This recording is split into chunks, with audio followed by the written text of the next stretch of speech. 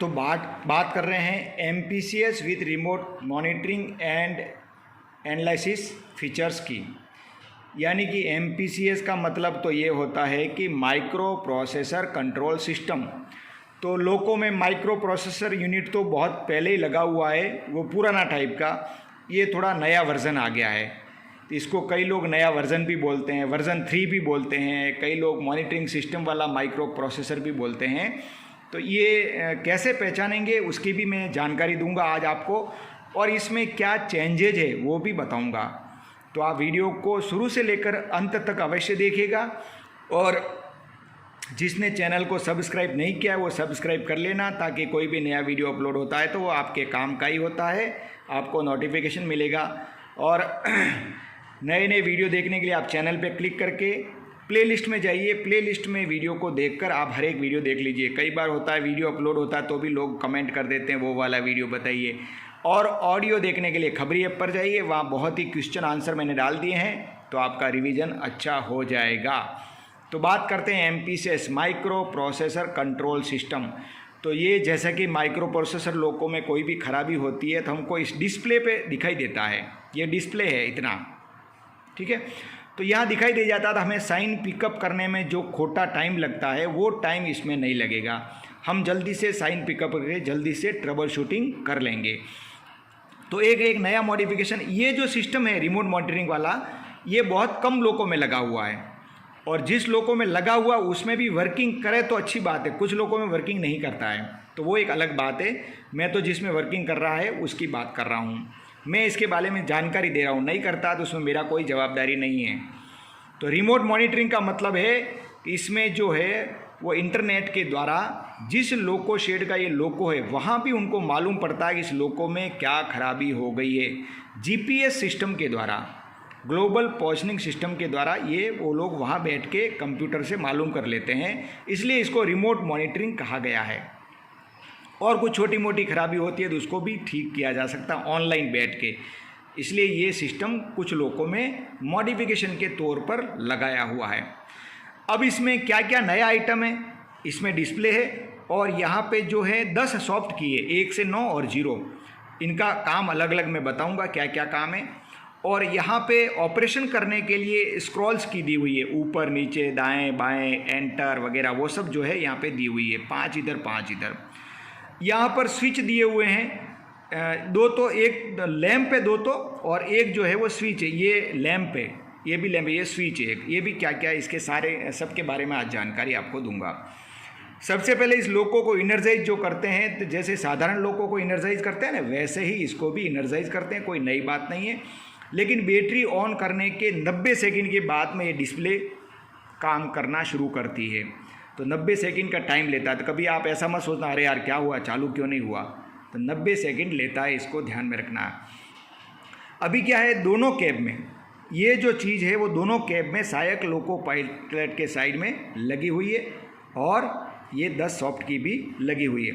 अब ये जो है ये LSVW, LS का मतलब सिग्नल लैंप विजिलेंस वार्निंग। तो विजिलेंस का एक सिग्नल लैंप है, VCD वार्निंग लैंप भी बोलते हैं इसको। और ये है LSFI फॉल्ट इंडिकेशन का ये लैंप है। और ये जो बटन है BPF है, जैसे 3 फेज लोको में होता है ना, उसकी नकल है। उस हिसाब से कोई भी फॉल्ट आया तो उसको BPF के द्वारा प्रेस कर देंगे तो वो फॉल्ट एक्नॉलेज हो जाएगा और मेमोरी में चला जाएगा, मेमोरी में हो जाएगा। तो बाद में कभी देख सकते हैं शेड वेड में। और यहाँ पे डिजिटल नॉच रिपीटर यहाँ पे लगा हुआ है, तो उसमें जो है वो नॉचिंग वगैरह भी देख सकते हैं, डिजिटल लगा हुआ।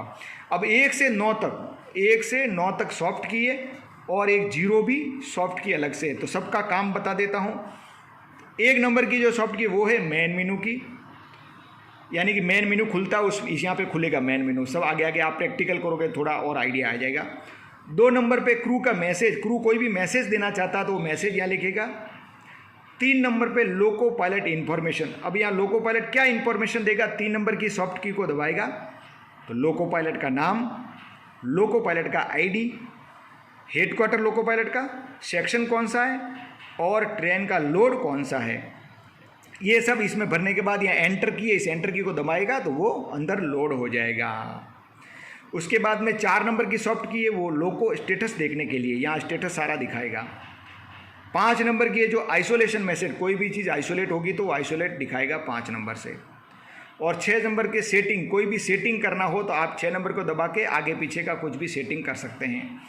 7 नंबर की Q50 को बाईपास, यहाँ पे देखो कुछ रिले को वेज करने की भी सुविधा इस लोको में, नहीं तो माइक्रो प्रोसेसर में रिले ही नहीं होती है तो आप बाईपास क्या करोगे, वेज क्या करोगे, तो यहाँ सुविधा दी गई है। 7 नंबर को आप दबाएंगे तो Q50 जो है वो बाईपास हो जाएगी। और 8 नंबर को दबाएंगे तो Qcon बाईपास हो जाएगी। 9 नंबर को दबाएंगे तो QCVR बाईपास हो जाएगी। और 0 को दबाएंगे तो Q118 रिले वेज हो जाएगी, यानी कि बाईपास हो जाएगी। तो इतनी सारी इसमें फैसिलिटी बहुत ही अच्छी दी हुई है। लेकिन ये जो बाईपास करने वाला है ये कभी भी आपको करना है तो डीजे को ओपन करके करेंगे। बैटरी तो ऑन ही रहेगी लेकिन डीजे को ओपन करके इसको बाईपास किया जाएगा। अब कभी भी कोई ट्रबल शूटिंग के दौरान कोई मैसेज आता है तो Q118, Q50, Qcon तथा QCVR को वेज करने के लिए हम सॉफ्ट की का उपयोग करेंगे और उसके द्वारा उसको वेज कर देंगे। अब वेज करने के लिए जैसे मैंने बताया है तो 0, 9, 8, 7 ये 4 की है जो वेज करने वाले, इससे हम वेज कर सकते हैं।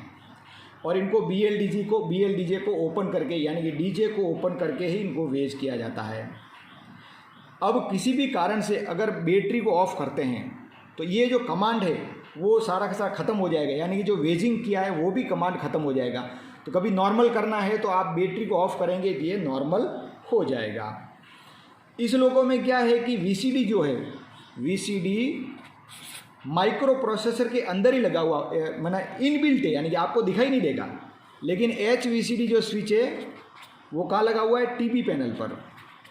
तो उससे हम VCD को आइसोलेट कर सकते हैं, क्योंकि आपको VCD दिखाई नहीं देगा, आप सोचोगे यार VCD कहाँ गया, तो वो उसके अंदर ही इनबिल्ट है। फिर दोनों कैब में सहायक लोको पायलट, ALP की साइड में FVO, यानी कि फॉल्ट या फायर नहीं है, फॉल्ट, विजिलेंस और ओवरलोड के लिए जो ओवर करंट होता है उसके लिए एक बजर बजता है, वो बजर से हमको एक इंडिकेशन, और यहाँ भी मैसेज भी आएगा। माइक्रो प्रोसेसर का मेन यूनिट जो है वो TR पैनल पर लगा हुआ, इसका जो मेन यूनिट होता है एक जो बड़ा सा वो TR पैनल पर होता है, और उसमें रिसेट पुश बटन रहता है BPMPR, यानी कि push button micro processor reset, उसका फुल फॉर्म हो जाता है। तो कभी कभी क्या होता है, कई सब सिस्टम आइसोलेट का यहाँ मैसेज आ जाता है, तो हम क्या करेंगे, सेक्शन क्लियर करने के लिए इस BPMPR को पुश बटन को दबा के इसको रीसेट कर सकते हैं। तो रीसेट करने के लिए भी BLDJ को ओपन कर देंगे, बैटरी को ऑन रखेंगे और BPMPR को थोड़ी देर के लिए 10 सेकंड तक दबा के रखेंगे तो ये माइक्रो प्रोसेसर रीसेट हो जाएगा। और डीजे जो इसको ऑपरेट है, डीजे भी ओपन करना है और पेंटोग्राफ भी लोअर कर देना है, BL चाबी भी ऑफ कर देना है, BL चाबी भी ऑफ, डीजे ओपन, पेंटो लोअर और BL ऑफ।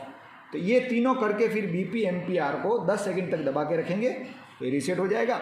उसके बाद में लोगों को यार यूँ समझो कि लोगों को डी एनर्जाइज कर देंगे और डी एनर्जाइज करके खाली बैटरी को ऑन रखेंगे, इसको 10 सेकंड तक दबा के रखेंगे और फिर वापस लोगों को चालू कर देंगे तो ये हो जाएगा। और जो भी आइसोलेशन का जो किया था वेजिंग का, वो बैटरी को ऑफ करके करोगे तो वो नॉर्मल हो जाएगा। तो इस प्रकार ये जो है MPCS with remote monitoring and analysis features का जो अगर आपके लोको में कहीं लगा हुआ है तो उसके बारे में थोड़ी सी जानकारी थी। ज़्यादा जानकारी आप इसको थोड़ा प्रैक्टिकल करोगे तो आपको आ जाएगा, बैठे बैठे जहाँ भी टाइम मिले थोड़ा प्रैक्टिकल इसको ऑपरेट करोगे तो ऑपरेट करने से आप सीख जाओगे। आशा करता हूँ इस वीडियो से आपको कुछ सीखने को मिला होगा। अगर वीडियो पसंद आया तो लाइक करें और कमेंट करके लिखें, और चैनल को सब्सक्राइब नहीं किया है तो कर लेवें। धन्यवाद।